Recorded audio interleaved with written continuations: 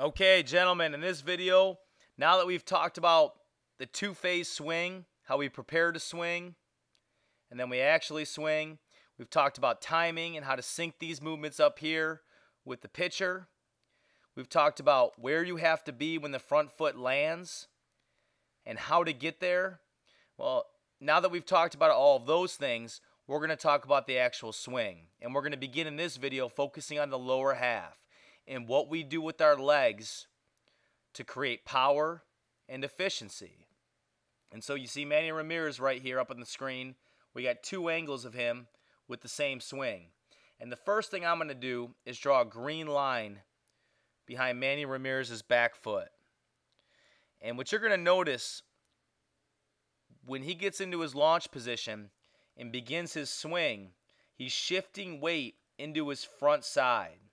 And when he gets to the point of contact, you'll notice that back foot separates a little bit from that original green line. And what that's signaling is a true weight shift from the back leg into the front leg all the way into the point of contact. And once he makes contact, you'll see that his foot returns back to that original position. And see, a lot of hitters, what we only see when we watch games on TV is we only see this part, the beginning and the end.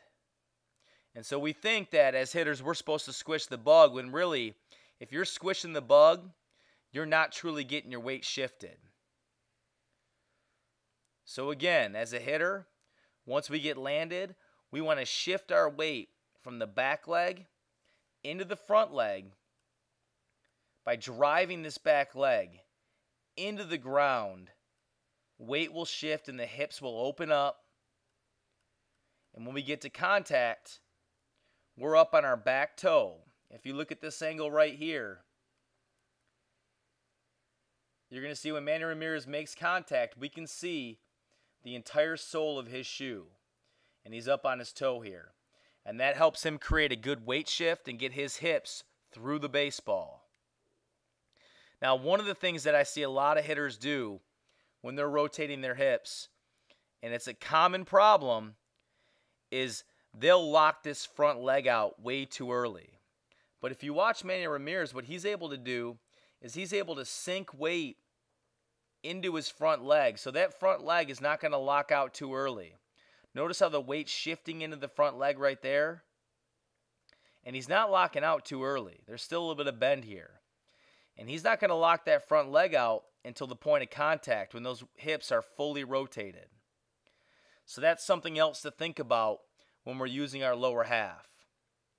Now the final thing I want to talk about in terms of the lower half is actually what we do with our head.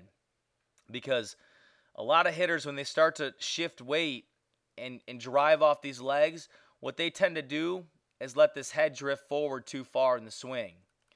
And the one thing I'm going to talk about here is once we plant this front foot into the ground, once this front heel plants, our head's not going to move anymore. So I can draw a circle around Manny Ramirez's head here, and you're going to see that that head stays in that position as he's shifting his weight into his front leg. And that's a really tough thing for young hitters to do when they're learning how to shift that weight. So again, lower half, we want to shift the weight from the back leg into the front leg and get a firm front leg into the point of contact. Try that out. See how it works for you.